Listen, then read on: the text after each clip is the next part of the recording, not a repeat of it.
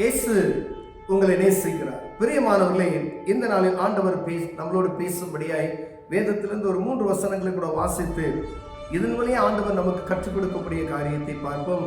அதை பிலிப்பியர் புஸ்தகம் 3வது அதிகாரம் 5வது வசனம், 6வது வசனம், 7வது வசனம் இப்படியாக சொல்கிறது. நான் 8ஆம் நாளிலே விருத்த சேதனம் அடைந்தவன், இஸ்ரவேல் வம்சத்தான், பெஞ்சமின் கோத்திரத்தான், எபிரேயில் பிறந்த எபிரேயன், நியாயப்பிரமாணத்தின்படி பரிசேயன், பக்தி வைராக்கியத்தின்படி சபையை துன்பப்படுத்தினவன், நியாயப்பிரமாணத்திற்கும் உரிய நீதியின்படி குற்றம் சாட்டப்படாதவன். ஆகிலும் எனக்கு லாபமாய் இருந்தவைகளோ அவைகளை கிறிஸ்துவுக்காக நஷ்டம் என்று எண்ணுகிறேன். அது மாத்திரமல்ல, என் கர்த்தராகிய கிறிஸ்து இயேசுவை அறிகிற அறிவின் மேன்மைக்காக எல்லாவற்றையும் நஷ்டம் என்று எண்ணிக்கொண்டிருக்கிறேன். பிரியமானவர்களே, அப்போஸ்தலனாகிய பவுல் அவருடைய வாழ்க்கையினுடைய சாட்சியை இங்கு எழுதி வைத்திருக்கிறதை நாம் பார்க்க முடிகிறது. அவர் எபிரேயனுக்கு எபிரேயன், நான் 8ஆம் நாளிலே விருத்த சேதனம் அடைந்தவன், இஸ்ரவேல் வம்சத்தான், பெஞ்சமின் கோத்திரத்தான், எபிரேயில் பிறந்த எபிரேயன், நியாயப்பிரமாணத்தின்படி பரிசேயன், பக்தி வைராக்கியத்தின்படி சபையை துன்பப்படுத்தினவன், நியாயப்பிரமாணத்தின்படி நீதியின்படி யார் என்னை குற்றம் சாட்டப்படாதவன்.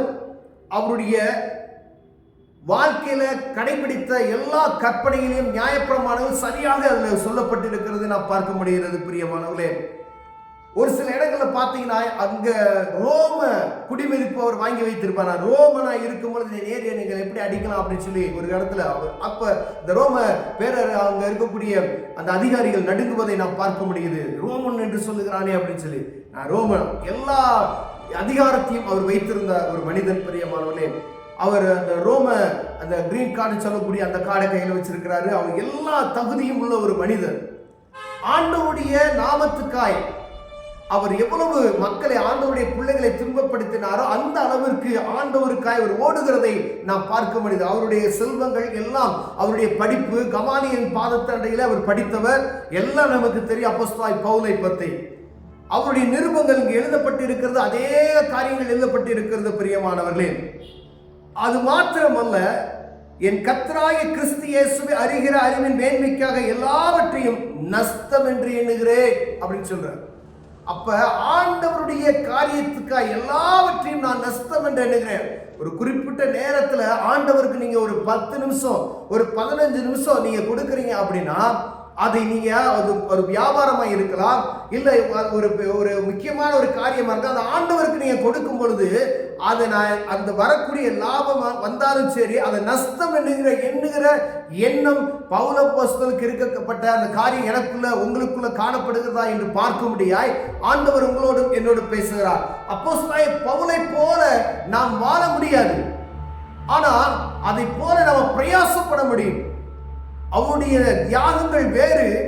ஆனால் நம்ம எங்கோ இருந்த ஒரு மனிதர் ஆண்டவருடைய நாமத்தை மகிமைப்படுத்துவதற்காக அவருக்கு பட்ட அவருடைய கஷ்டங்கள், நெருக்கங்கள், அவ்வளவு செல்வந்தமான ஒரு மனிதன்.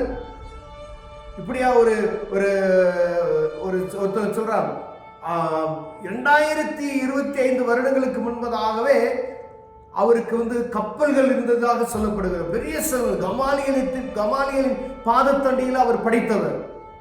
அவர் சொல்கிறாரு, ஆகிய எனக்கு லாபமானவை எவைகளோ அவைகளை கிறிஸ்துவுக்கு நஷ்டம் என்று எண்ணுகிறாங்க, எனக்கு குப்பை அப்படின்னாரு. அவர் செய்த மேன்மையான ஊழியத்தை யாரும் செய்ய முடியல. பிரியமானவர்களே, ஒருவேளை நம்ம செய்தா, பெரிய பெரிய ஊழியக்காரங்களா செய்யறாங்க. நம்ம ஆண்டவரை அறிந்து கொண்டவர்கள் நாம் என்ன செய்கிறோம் என்பதை பார்க்கும்படி ஆண்டவர் உங்களோடு பேசுகிறார். ஒருவேளை இந்த கிறிஸ்துமஸ் காலம் என்று சொல்லப்படுகிற இந்த நாட்கள்ல நம் ஆண்டவருடைய நாமத்தை மகிமைப்படுத்திக் கொண்டு இருக்கிறோமே.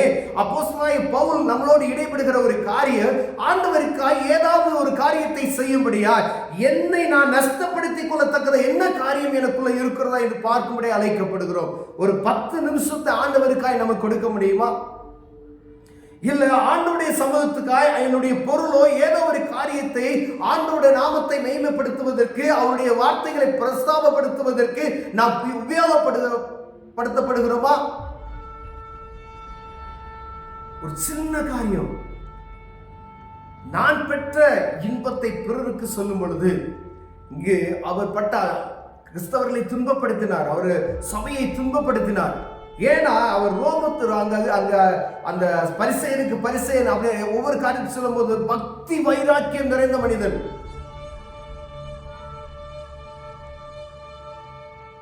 பழைய ஏற்பாட்டின் காலத்தில் நடக்கப்பட்ட காரியத்துக்கு அவர் பக்தி வைராக்கியம் உள்ள மனிதன், கிறிஸ்துவை ஏற்றுக்கொள்ள இறுதியும் இல்லாத மனிதன். ஆண்டவருடைய தரிசனத்தை கண்ட பின்பு அவர் முற்றிலுமாய் மாறுகிறார். 3 நாள் பார்வையடையாதவராய் இருந்தவர், ஆண்டவர் சொன்னது உடனே 3 நாள் அவர் அல்லும் பகலும் குடியாமல் ஒரு இடத்துல இருக்கிறார். அப்போஸ்தலர் பேதுரு அவர் ஜெபம் பண்ணினது, அவர் சுகமாக்கப்படுகிறார். காலம் தாமதம் செய்யாமல் ஊழியம் செய்கிறார். அவர் சொல்லுகிற பாருங்க, எல்லாத்தையும் நஷ்டம் என்று எண்ணுகிறேன், என் கர்த்தராகிய கிறிஸ்து இயேசுவை அறிகிற அறிவின் மேன்மைக்காக, அவர் அறிகிற அறிவின் மேன்மைக்காக எல்லாவற்றையும் நஷ்டம் என்று எண்ணுகிறேன். நமக்கு எல்லா விதத்திலையும் பிஸியான வாழ்க்கையில நம்ம வாழ்ந்து கொண்டு இருக்கிறோம். ஆனால் ஆண்டவருக்கு கொடுக்கக்கூடிய நேரத்தை நாம் கொடுக்கிறோமா? அவருக்கு கொடுக்க வேண்டிய பணத்தை நாம் கொடுக்கிறோமா? அவருக்கு கொடுக்க வேண்டிய கனத்தை நாம் கொடுக்கிறோமா? எனக்கு கனம் வேணும், ஆனா ஆண்டவருக்கு கொடுக்கிற கனம் எங்கே? வெளியில போனா என்ன மதிக்கணும் அப்படின்னு சொல்லி நம்ம இருதயத்தில் நம்மளை மேட்டிமை கொண்டு இருக்கிறோம். யாராவது பார்த்து நம்மளை இழிவா பேசிடுவாங்க, நம்மளை மதிக்கல அப்படின்னு சொன்னா எவ்வளவு நமக்கு கடுப்பாகுது பாருங்களேன். ஒரு சாச்சா இருந்தாலும் சரி, எங்க நமக்கு கொடுக்க வேண்டிய ஒரு சின்ன கனத்தை கொடுக்கல அப்படின்னா நமக்கு என்ன செஞ்சிடும்? நம்ம இந்த இடத்துல என்ன செஞ்சிடும்? அப்படியே நம்மளை அறியாமே நமக்கு ஒரு கோபம் வந்துடுது, ஒரு எரிச்சல் நமக்குள்ள வருகிறதை பார்க்க முடிகிறது. ஆண்டவர் பாருங்க, இந்த பவுலுடைய அவர் செய்தது போல எந்த ஒரு காரியத்தை நம்ம செய்திருக்க முடியாது. ஒரு துளி அளவு கூட அதில் செஞ்சிருக்க மாட்டோம்.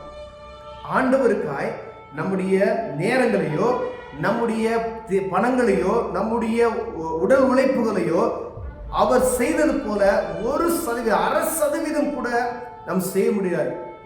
அவ்வளவு ராப்பகல் விழித்திருக்கிறார். நிர்வாணம், அடி, உதை, பட்டினி, பசி, தூக்கமின்மை, கடல்ல காணப்பட்ட வேதனைகள், பலவிதமான காரியங்கள், அவ்வளோ காரியங்களை அவர் அனுபவித்து அவர் சொல்றார், எல்லாம் எனக்கு நஷ்டம் என்று கருதுகிறேன். ஆண்டவருக்கு அவர் அறிகிற அறிவின் மேன்மைக்கா எல்லாம் நஷ்டம் என்று எண்ணுகிறேன் சொல்ற. நம்ம ஆண்டவரை ஒவ்வொரு நாளும் நமக்கு ஆண்டவரை பற்றி போதித்துக் கொண்டிருக்கிறார்கள். அவரை பற்றி நாம் எவ்வளவாய் அறிந்து வைத்திருக்கிறோம்? அவருக்காய் நாம் என்ன செய்கிறோம்? ஏதோ கடமைக்காய் நாம் கடந்து சென்று கொண்டிருக்கிறோம். பிரியமானவர்களே, ஆண்டவருக்காய் ஏதாவது செய்யணும்னு சொல்கிற இந்த காலகட்டத்தில் ஏதாவது ஒரு துளி அவருக்காய் செய்வதற்கு பிரயாசப்படுவோம். அப்பொழுது கர்த்தர் நம்மை ஆசீர்வதிப்பார். மேன்மையான காரியங்களை நாம் பார்ப்போம். கண்களை மூடுவோம். ஜெபம். அன்பின் தகப்பனே, எங்க நேரங்களையும் காலங்களையும் ஆண்டவருக்கு கொடுக்கறதுல நாங்கள் ஜாக்கிரதை உள்ளவர்களாய் காணப்பட உதவி செய்யுங்க. பவுலை போல எங்களால் இருக்க முடியல ஆண்டவரே.